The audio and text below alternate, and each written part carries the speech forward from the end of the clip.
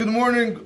Today we're going to continue halachot of Kibbud Av V'Em and Bezrat Hashem V'Ein Lamu Mikshol. That is the Derech Eretz Sefer. We are going to continue. Is a person allowed to go ahead and add a title to his father's name, and then is he going to be able to say his father's first name? We know we're not allowed to call the father by the first name, but what happens if we give him a title? Like, for example, my father, my master, and then we're going to say his first name. Is that allowed or not? When it comes to mentioning your father's name by adding a title,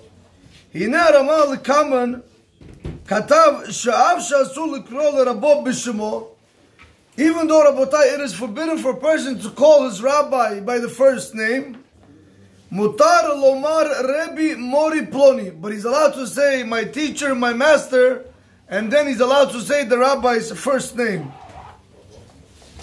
Rabotai, but there is a disagreement, there's an argument amongst the poskim. Are we allowed to go ahead and put a title for our parents and then say their name, just like we do it for the rabbis? For example, he says, Kigon Shomer Avi Mori Ploni. He's going to say, my father, my master, Ploni. Or Sheheter Zenemar Davka Legabi Rabo. Or maybe this heter, this permission that we allow a person to say, Rebbe, Mori, that's only specifically by the rabbi, but not by the father. So it comes out over here, if you look into Simon Rish Ben Bet Rabotai, when it comes to halacha, how do you call your rabbi? Calling a rabbi by his first name, as we'll see over there, Bezrat Hashem B'Leneder, is very severe. But right now he said, but if you want to add Rebbe Mori, you're allowed to do it. Can we take that same concept and bring it down to our parents? Ulema'aseh Rabotai, he says, speaking, halachically speaking, Ra'ui lachush limachmirim. It is preferable to be stringent and to be concerned with the stringent opinions. Shelo likro la'aviv b'shemo gam behosefet to'ar. Not to call your father's name even by adding a title. So we see over here, Rabotai, where your father stands. However, he says, Achen b'shat ha'tzorech. But if there is a great need, l'kula am, according to everyone, that will be permissible. But if it's time of need, then you're allowed to go ahead and you're allowed to call his name by adding a title, by saying my father, my master, and his first name. But otherwise, Rabotai, to go ahead and just to say my father, my master, and say his name and say this is what he said, that you shouldn't do if it's unnecessary, Rabotai. One should try to be stringent. What about when a person is writing his father's name? A person writes, kids when they come home, they sign their parents' name. The test. Or they put all the 50 tests, right? Or they put 3-4 tests. 100. So you don't know. So you just sign. But the last one was 27, you understand? But they're smart. So eventually they start learning how to do. They start tracing. No, Baruch Hashem, blame on my kids. Rabotai says,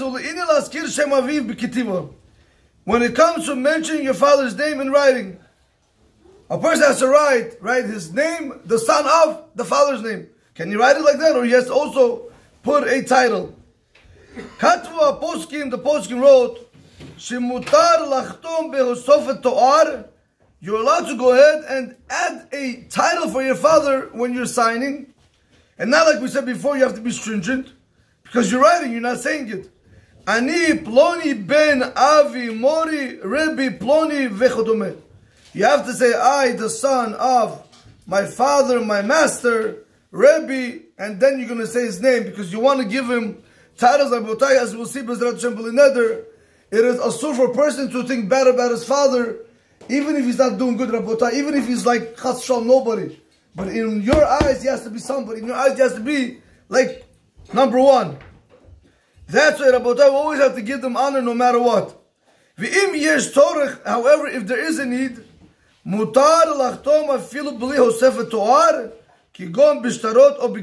say you have to go right now, and you have to go write, you want to sign on a get, or on the ketubah.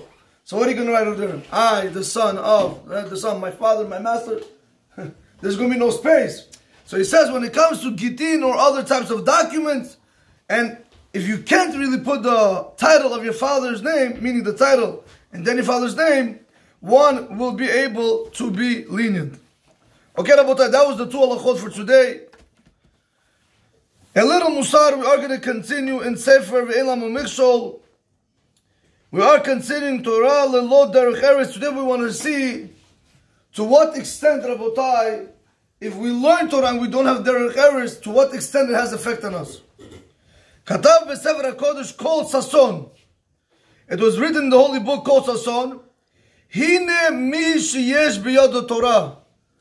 If somebody has in his hands Torah, ve'en biyado Derech Eretz, but he does not have Derech Eretz, proper conduct, ein Torato klum, Rabotai, his Torah is nothing. Пустой. Если еще пустой было, хорошо было. It's nothing.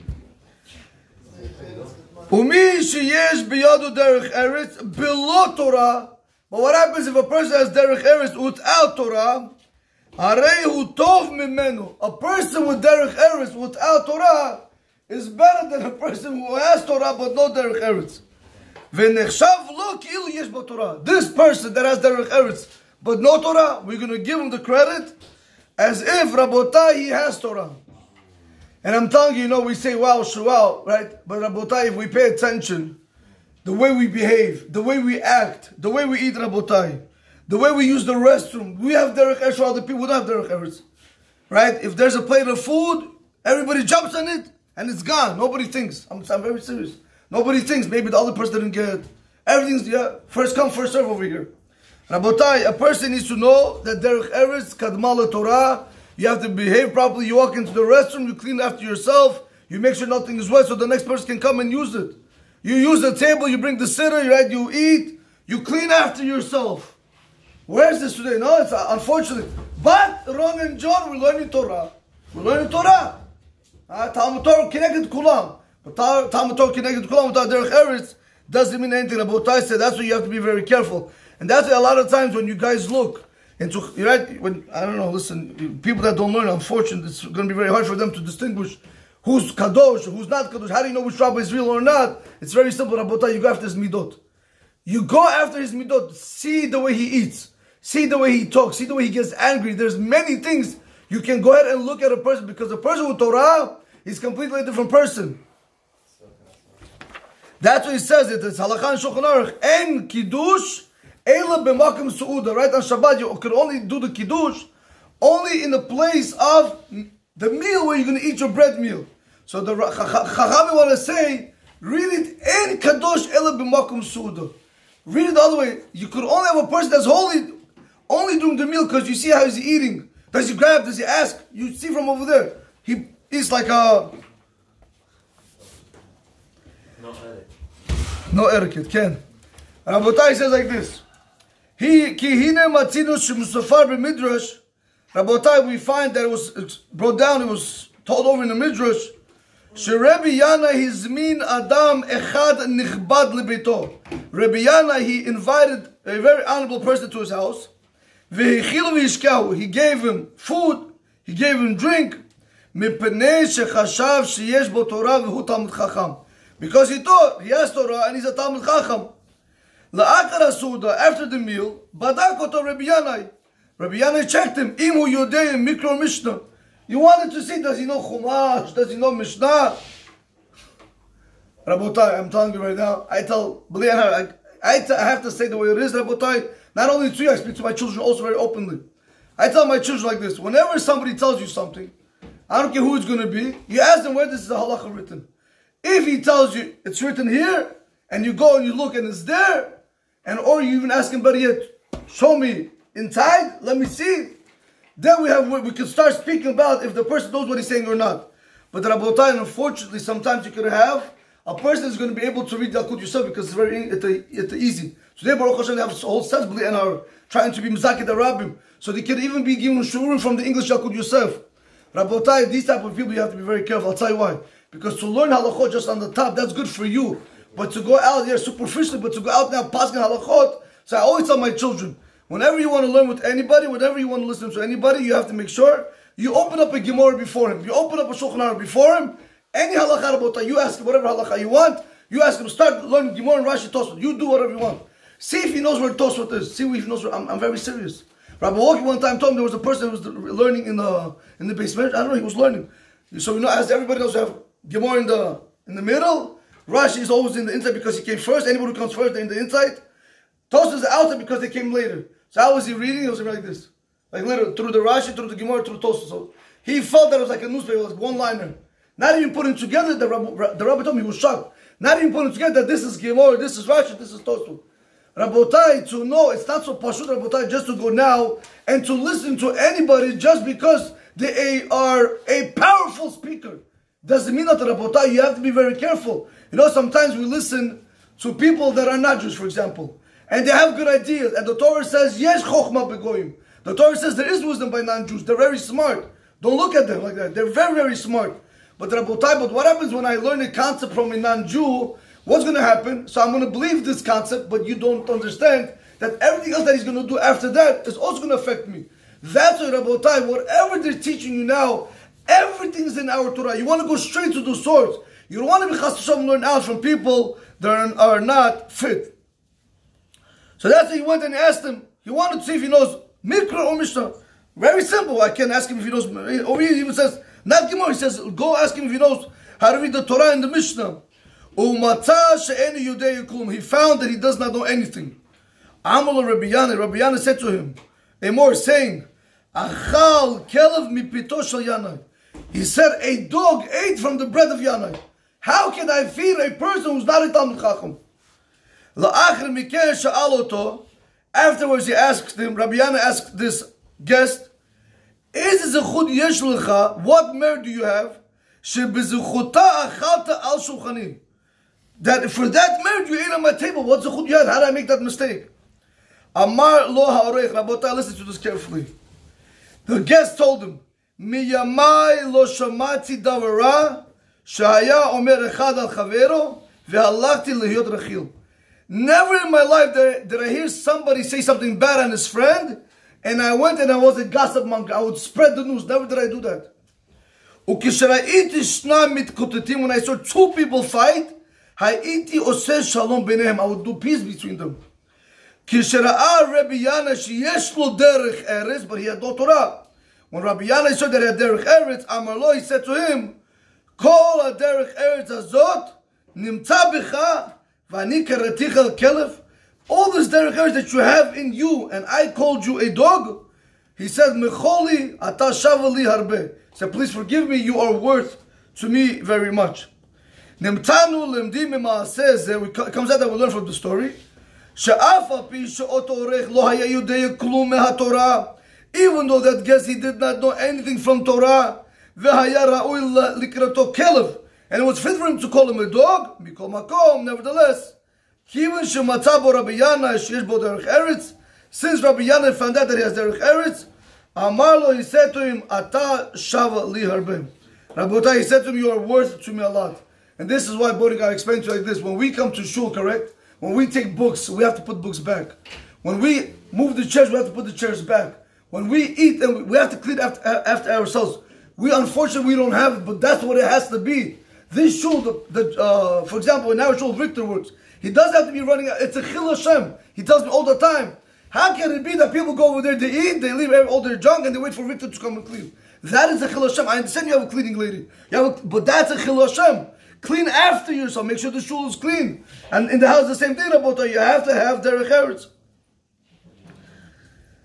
The rabbis of blessed memory said, Im en Derech Eretz en Torah. If a person does not have Derech Eretz, he has no Torah. Now try to understand as to what is this comparable. To what is this comparable? Rabotai, if you have a bucket that you want to go ahead right now and you want to take it from the pit, if you're going to bring down the bucket into the pit many times, you're not going to be successful to take out water from the pit. Why?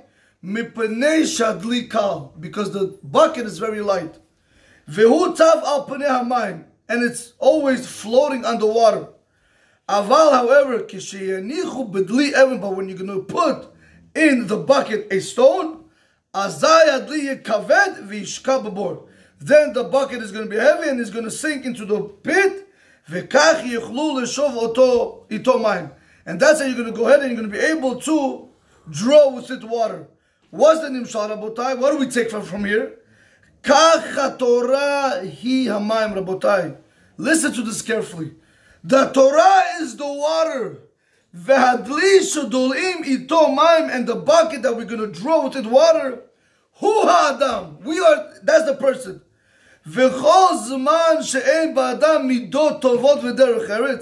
As long as a person does not have good character traits and proper etiquette, Oto Adam who calls, that person is considered to be light.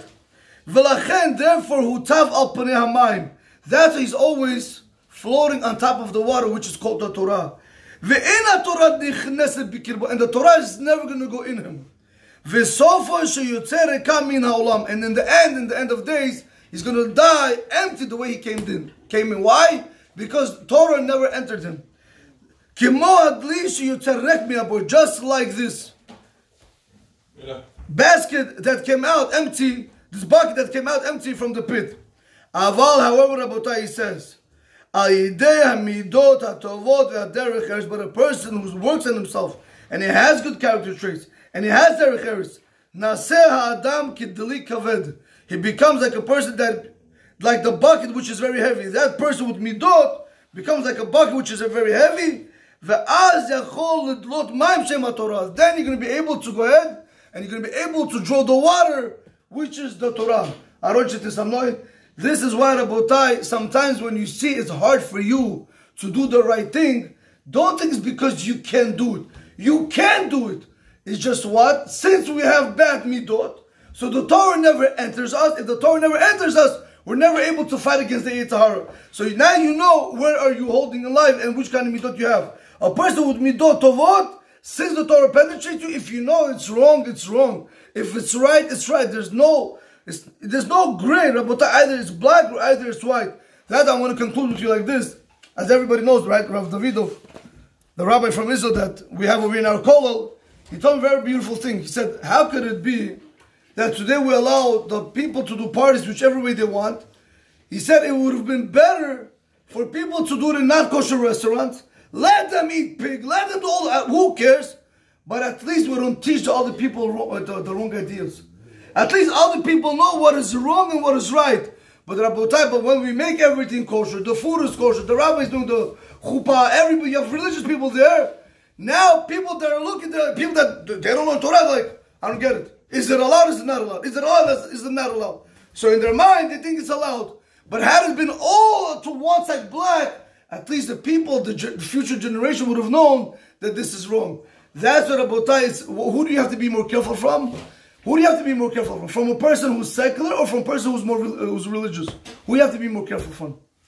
Religious. A person who's more religious, because chas v'shalom, if he doesn't do something right, we're going to look and we're going to learn from it. But a chiloni, you know it's 100% wrong. You're not even going to come close to it. Rabotai, B'ezrat Hashem, may we have the zuchut to be able to work our midot and draw water, which is the Torah. Baruch Adonai Olam, amen.